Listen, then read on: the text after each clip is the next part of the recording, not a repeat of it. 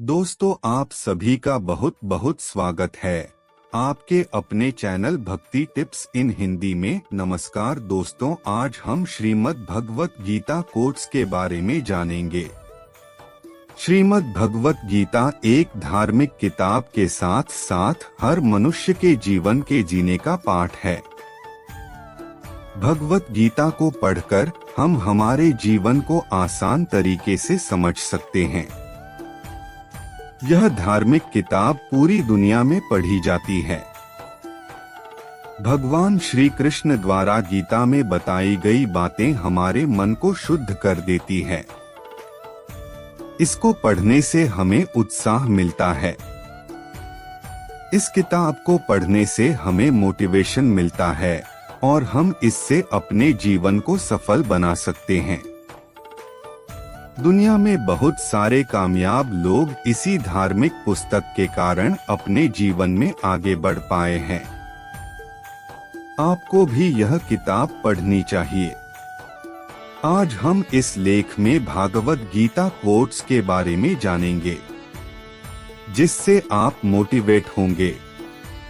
जिसने मन को जीत लिया है, उसने पहले ही परमात्मा को प्राप्त कर लिया है, क्योंकि उसने शांति प्राप्त कर ली है। ऐसे मनुष्य के लिए सुख दुख, सर्दी गर्मी और मान अपमान एक से है। जो दान कर्तव्य समझकर बिना किसी संकोच के किसी जरूरतमंद व्यक्ति को दिया जाए, वह सात्विक माना जाता है। ईश्वर, ब्राह्मणों, गुरु, माता पिता जैसे गुरुजनों की पूजा करना तथा पवित्रता, सरलता, ब्रह्मचर्य और अहिंसा ही शारीरिक तपस्या है। भगवद गीता के अनुसार नरक के 3 द्वार होते हैं: वासना, क्रोध और लालच। भविष्य का दूसरा नाम है संघर्ष। हे अर्जुन, परमेश्वर प्रत्येक जीव के हृदय में स्थित है। हे अर्जुन, जो बहुत खाता है या कम खाता है, जो ज्यादा सोता है या कम सोता है, वह कभी भी योगी नहीं बन सकता। जो मुझे सब जगह देखता है और सब कुछ मुझ में देखता है, उसके लिए न तो मैं कभी अदृश्य होता हूँ और न वह मेरे लिए अदृश्य होता है। मैं हर जीव के हृदय में परमात्मा स्वरूप स्थित हूँ।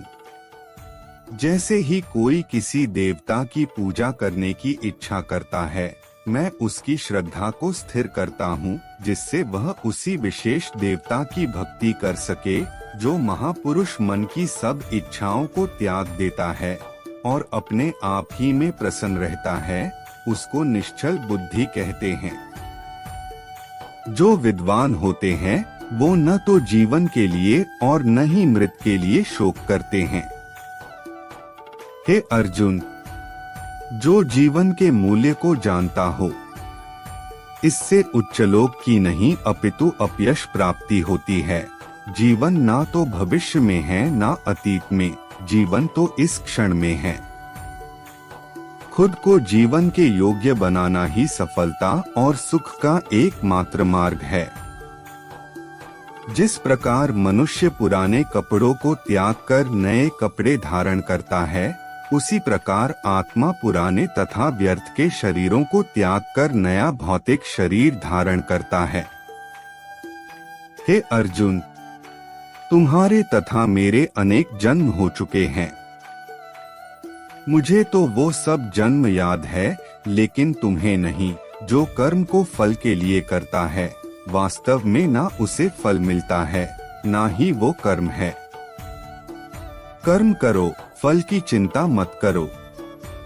फल की लालसा छोड़कर कर्म करने वाला पुरुष ही अपने जीवन को सफल बनाता है। जो मनुष्य कर्म में अकर्म और अकर्म में कर्म देखता है, वह सभी मनुष्यों में बुद्धिमान है और सब प्रकार के कर्मों में प्रवृत्त रहकर भी दिव्य स्थिति में रहता है। गुरु दीक्षा बिना प्राणी के सब कर्म निष्फल होते हैं। अपने अपने कर्म के गुणों का पालन करते हुए प्रत्येक व्यक्ति सिद्ध हो सकता है। यज्ञ, दान और तपस्या के कर्मों को कभी त्यागना नहीं चाहिए, उन्हें हमेशा संपत्र करना चाहिए। हे अर्जुन, जो बुद्धि धर्म तथा अधर्म, करणीय तथा अकरणीय कर्म में भेद नहीं कर पाती, वह राजा के योग्य है। जो पुरुष न तो कर्मफल की इच्छा करता है और न कर्मफलों से घृणा करता है, वह सन्यासी जाना जाता है।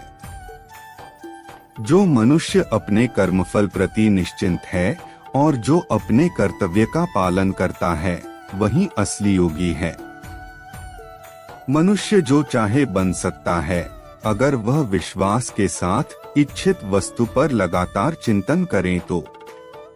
मेरा तेरा, छोटा बड़ा, अपना पराया, मन से मिटा दो, फिर सब तुम्हारा है और तुम सबके हो। जो हुआ वह अच्छा हुआ, जो हो रहा है वह अच्छा हो रहा है, जो होगा वो भी अच्छा ही होगा।